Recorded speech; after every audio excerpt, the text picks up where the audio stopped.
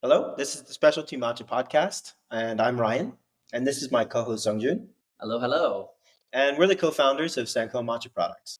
Yeah, so we launched this podcast to discuss our learning journey in Matcha, share startup stories, and interview experts. So today we're going to talk about Matcha crossing the chasm. So what's crossing the chasm, Ryan? Do you just jump over the gap? Yeah, so there's a really famous book called Crossing the Chasm, which is commonly referenced in a bunch of startup circles. It's pretty famous for being like mandatory reading in like the early days of Facebook and companies like that. And it's a theory about the adoption of new things, usually used for the adoption of new technology. And it kind of segments people into two groups. You have what are called the visionaries and the pragmatists, and that any new industry that becomes mainstream needs to cross the chasm from being adopted and used by early visionaries who don't mind delays, they don't mind if it's not a perfectly working product, but they believe in the future so much that that product offers that they're willing to use it. And then at some point, that's got to cross over to people who it can bring value to, but are not necessarily willing to go out of their way to find it or to deal with um, different technical difficulties that adopting that thing entails. This can be applied to things like the PC revolution, the internet, the mobile revolution, can be applied to AI. But we thought it'd be interesting to apply this framework on matcha. Yeah, so it's really something that's going from niche cool to mainstream. Something that started from a small group of people celebrating this very niche thing until other people start to join the party. You see that happens. Sometimes it happens, sometimes it don't. Um, so it's a very interesting phenomenon. Yeah, and it can be different across different markets. So, for example, matcha was very popular in China about 10 years ago, and it just didn't take off. If you walk into a random specialty coffee shop in China, say Shanghai or Guangzhou, you're not going to find matcha on the menu in the same way that you would in North America or in Europe. Yeah, on contrary, you find all these specialty coffee drinks that are almost like coffee cocktails, and you don't quite find that outside of China. It kind of evolved into its own space. I think a few years ago there were kind of a small trend on coffee cocktail or specialty drinks in the states and other countries, but just like matcha didn't take off in China, those didn't really take off in other countries. But it really find its new home here in China. Yeah, well, in other markets, especially like in Southeast Asia, matcha really stuck and is growing and thriving. And in a lot of ways, it's more advanced and more mainstream than it is in the States and in Europe, which is really interesting to see. So, Zongjun, amongst this framework, right, you have these two segments that value different things. You have the visionaries, and you have the pragmatists, sort of the early mainstream. So, among matcha visionaries, let's say in North America, who are they and what do they value? Well, if you are really trying to trace back to the origin of how matcha takes place as a cultural phenomenon in the States, we have all these Japanese Chano Yuti practitioners from Ura Senkei, Omura Senkei, and all these senseis, teachers traveling all the way from Japan, to the States, and you have all these students, the early day students in the States, following the tradition, trying to study what matcha is, trying to practice tea ceremony with the teachers. Those are probably some of the earliest, community that have the exposure to matcha. And then we have people who starting to like matcha as a flavor, not just in the context of tea ceremony, but also in different drinks, in different snacks. Slowly trying to understand the flavor space and understand how the flavor interacts with different kind of food and beverage categories. I think these are really the early adopters of matcha. And then we have companies like Starbucks starting to really kind of codified matcha as a formal drink in their menu. So Actually, Starbucks is one of the companies in the States that have matcha latte featured as a drink in the menu in the super, super early days. Um, I think in the early 2000s. Yeah, closer to 2004, 2005, I think it was first introduced to the menu. I was trying to do some research about where the first cafe was that had a matcha latte on their menu. Really hard to find. If you Google that question, you don't get a straightforward answer. The best I could find is that it was some cafe in Vancouver, but it really wasn't a very definitive source. So it actually seems like Vancouver was one of the earliest places where matcha entered the North American market, and then later spread to California, the best I can tell, after talking to some food professionals who were selling matcha in the early days.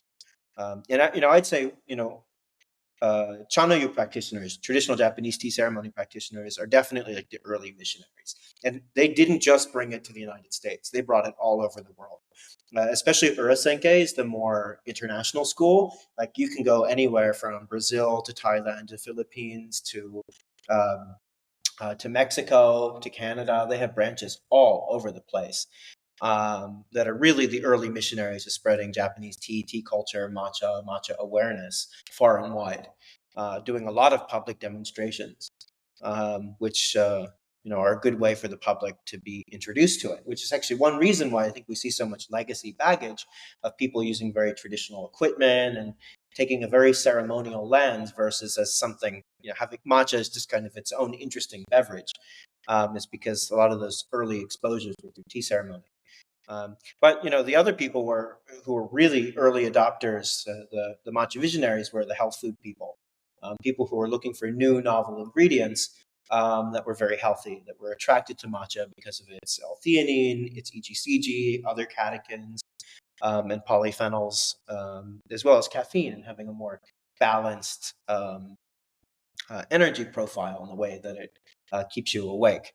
And those early day practitioners, like if you were practicing tea ceremony 15 years ago or 20 years ago in the States, or were someone who's very interested in health that happened to stumble across matcha in a health food store, they were really willing to go out of their way to find it. It's actually kind of very difficult, pre-internet era, to find good matcha.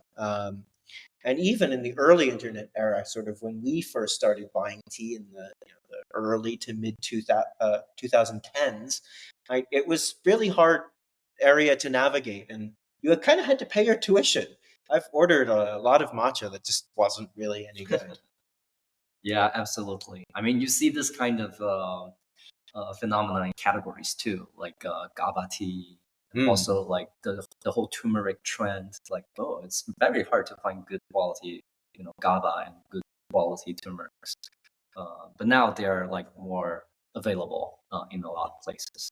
So thank God that matcha exists in the health food world as well. And it's really a powerful kind of gateway for a lot of people um, to to gain this initial oomph or the initial impulsion to get into a new ingredient. Yeah. So how is it that matcha was able to break off now into really the complete mainstream and a lot of markets in North America and Europe? Whereas like things with other functional ingredients, I don't know, I'll pick like wheatgrass, for example, you don't see that everywhere. That's still very niche, didn't cross the chasm.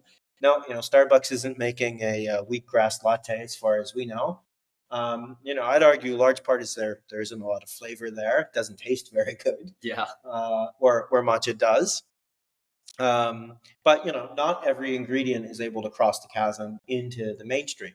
So what are the values of the average mainstream consumer? What does the average matcha consumer in the US care about? What are their values? Yeah, that's a very interesting question, actually. I'm very curious about your opinion too, right? But I think like first, matcha is it's cool. Like it has all these cultural association. We talking about Chanoyu or Japanese tea ceremony being kind of like a legacy baggage of the modernization of matcha.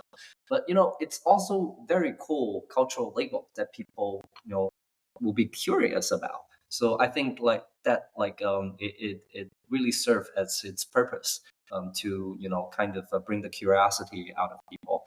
to get into to matcha, to knowing matcha, and trying to understand matcha. That's first. And also, matcha really has exists in the West or any country outside of Japan for quite a long time, decades.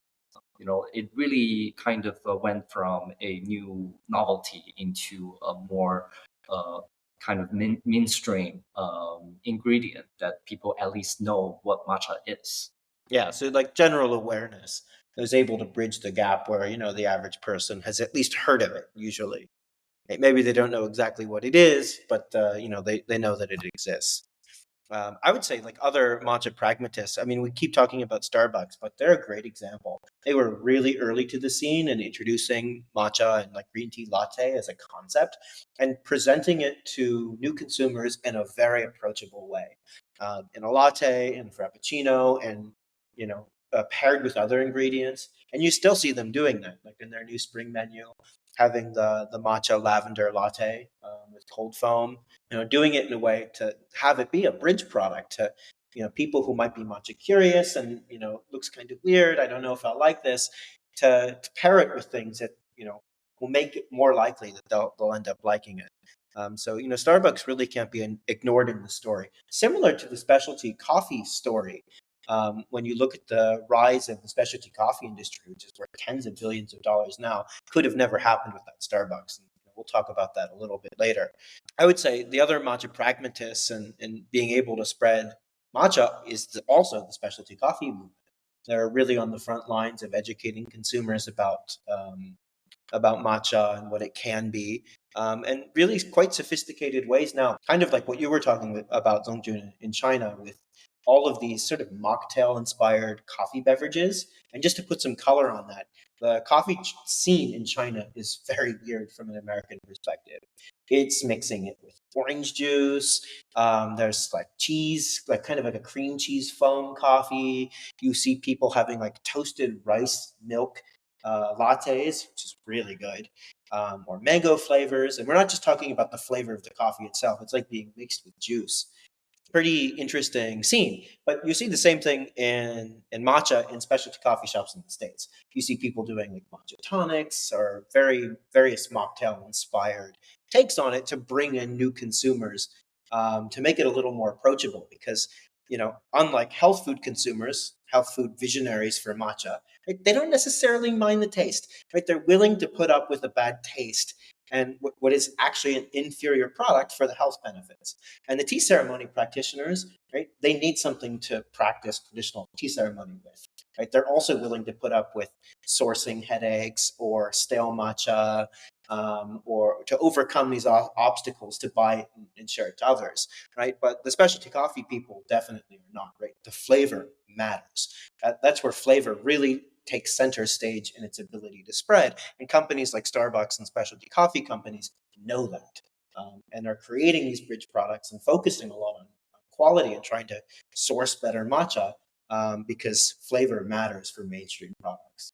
Yeah, it's very nice that like when we're talking about this new wave of matcha, this new revolution in the matcha industry, we really kind of have a playbook already in the coffee industry.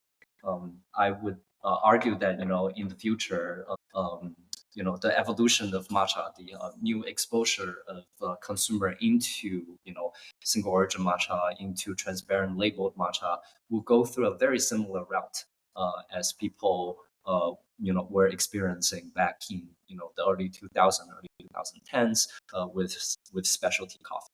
Yeah, for sure. And that change has happened really fast. So actually, back in 2015, when I was a student at Penn State, I founded the Penn State Coffee Club. And it was really interesting when we were recruiting new members at the time, at like sort of a general involvement fair where we were kind of pitching this idea to thousands of students over the course of a few days. Almost no one knew what specialty coffee was. I think there was one person in 2015 that I think his dad was somehow associated with a coffee roaster, and like he knew what a Chemex was and a V60 was and different grind settings were. And I was recently back on the Penn State campus, now almost 10 years later. And by complete serendipity, got to meet the current president of the coffee club. And she was saying that, yeah, it's not a hard sell anymore. At the involvement fair, everyone knows what's like, not everyone, but like, probably like 1 in 3 people who are at least interested in walking up to the coffee club booth have some idea of what specialty coffee already is, right? They're watching James Hoffman videos. They're familiar with the third wave coffee movement. They have been educated at their local cafes. And that's just 10 years. Now, it is the case that coffee, people are primed to like it more. It's not a foreign Eastern ingredient. It's, really has been a part of everyone's lives and in many, many countries forever. But it's been really interesting to see that adoption cycle in specialty coffee, where they're really caring about brewing and origin and sourcing and roasting and all of these things that were really in the early days at for matcha. Yeah, and once one country or one community cross the chasm, it can really spread. I remember like back in 2018 when we were traveling back to China for conferences and meetings. There weren't a lot of specialty coffee shops in even like cities like Shanghai. Nowadays, like I remember they published a map of Shanghai coffee shops first time back in 2019. That was just like a year later after our first landing in Shanghai. There were 300 or 400 coffee shops like emerged like out of the blue in just 1 year, and that was like just a mere imitation of the the third wave coffee revolution happening in the States, right? People are getting into single origin, people are getting into natural processed, honey processed, washed coffee, and then a few years later, it quickly turned into this specialty drink coffee revolution that's quite unique in China. So that's all very interesting, and also not only you see that kind of change or revolution happened in coffee shops, like in the end user of coffee, you also see the change happened in the coffee growers, like in the in the upper stream, kind of the supplier end of coffee. I remember that a few decades ago, Yunnan coffee was like the epitome of fat coffee. Like, it's like really like the industry fanning equivalent in coffee that gets shuffled into coffee pot, bad coffee pots, or like instant coffees. But nowadays, a lot of these specialty coffee shops, not only in China but also in a lot of other countries, start featuring specialty Yunnan coffee that tastes actually very good. It has this very interesting black fruit kind of tea-like earthy taste that's quite unique, and the quality has drastically improved over the past few years. And thanks to all the consumers, at the end of the consumer consumption chain, that demand higher quality coffee. Yeah, that's very interesting. And yeah, even since 2018, since I tried Yunnan coffee for the first time, I remember completely writing it off. Like, oh yeah, not for me. I don't like it. Yeah. But I actually just had one yesterday, and I was like, wow, this is this is great. Yeah. Well, it was objectively bad back in the days. They were, trying to. So at the time, there's this global trend of, explosion in coffee consumption, and a lot of the tea farmers in Yunnan started to get rid of their tea bushes and replant coffee trees. And they just did it because they think it's more profitable. They have no idea what they're doing. They're just like trying to do it to earn more cash, basically, purely from a profit point of view. But as you start to see more people getting into the industry, you start to see people demanding higher quality products. It will eventually force the upper stream to kind of produce better products to meet that demand. Because producing bad coffee is eventually not going to be profitable, because you are basically competing.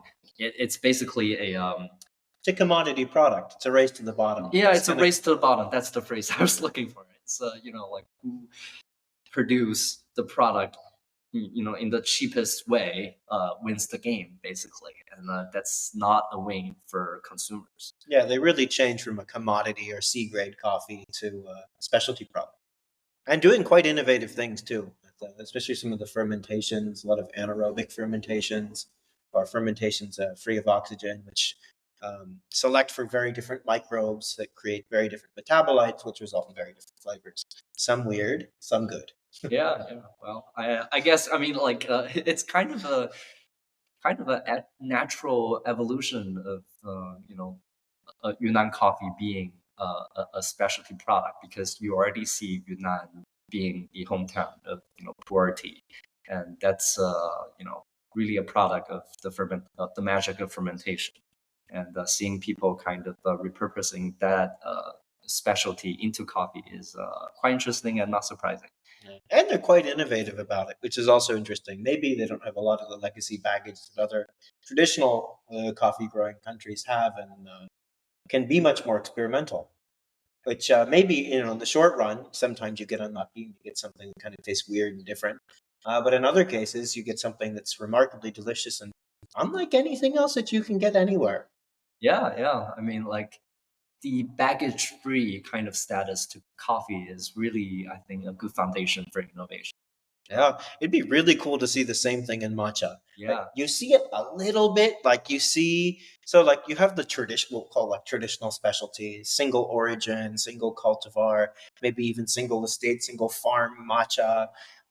You're starting to see like really good hojicha be milled into a matcha-like product, but there's still a lot of room for innovation in the flavor variation that could exist within the category, like in other types of tea, right? Like if you look at even green tea within China, you get a vast array of different flavor profiles, not only based on cultivar, but different processing techniques and different picking methodologies, and different tool. yeah, different terroir and larger terroirs, right? They'd be like the day that we start to see really high quality matcha grown outside of Japan will be really interesting. We have just added an entire new dimension to flavors that can exist within matcha.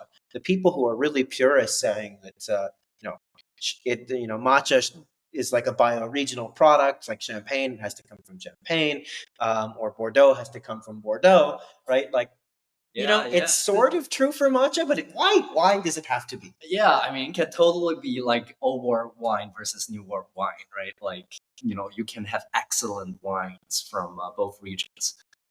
And I believe, excellent matcha can exist outside of Japan. Yeah, absolutely. Now, the fact of the matter is right now that it really doesn't. I think there's a little bit in Korea that's actually good that like does not go in like it's not like cosmetic grade matcha. I've heard. I haven't tasted it myself, and we have some kind of contacts there. We're going to talk to them and see if we can source some samples to try it.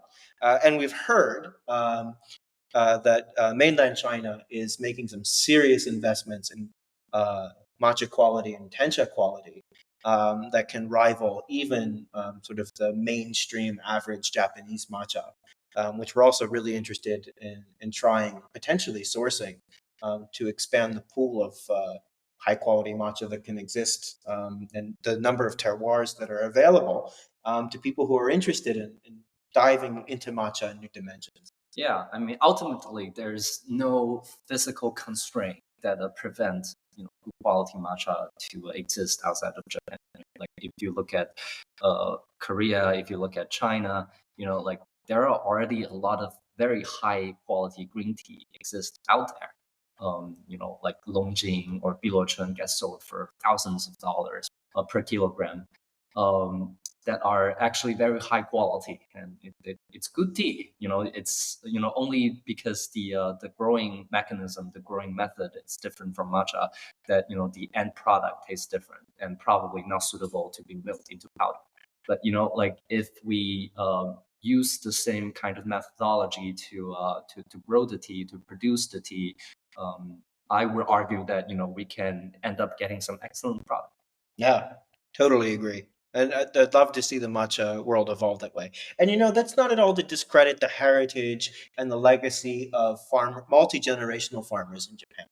Like I think they will always kind of be seen at the top of the matcha world, at least in our lifetime, right? Like you cannot replace like 6 to 10 generation direct lineage of doing the same thing over and over and over with the Kaizen mentality of constant improvement. Um, but doesn't mean we can't produce something great. Yeah, totally agree. Chateau Lafite Rothschild is a Chateau Lafite, right? But you can still find excellent wine elsewhere in like Napa Valley or Barossa Valley. These wine exist, these terroir exist, these cultivars of grapes exist outside of the traditionally or historically famous region, and they can thrive too. Yeah, but let's be real. How many people are going to get to try a Chateau Lafite? Very few people, right? Like same thing. There is a very finite number of like traditional rice straw Hanzu shading Uji matcha, of Asahi cultivar that's Tizumi or hand-picked, slowly and perfectly prepared. I mean, we're not talking about large-scale products. Like if matcha really moves into the mainstream and specialty matcha or really high-grade matcha moves fully into the mainstream, there isn't enough high-end matcha produced in Japan to satiate the world to enjoy. I think it's going to happen, and the market will make it happen, right? Like the especially now that it's moved to the mainstream, price and taste are really going to be the primary determinant of what makes a successful mainstream product, right? And whether or not it comes from Japan, comes from other places, or is traditional or innovative, right? Like I think taste is going to end up winning. What's going to be in the average person's matcha latte that just really wants to enjoy a really nice cup of matcha. And price too. Like, what if I want to enjoy that every single day, Ryan? Yeah. If it's still the current price for better quality matcha, that's really going to hurt my wallet.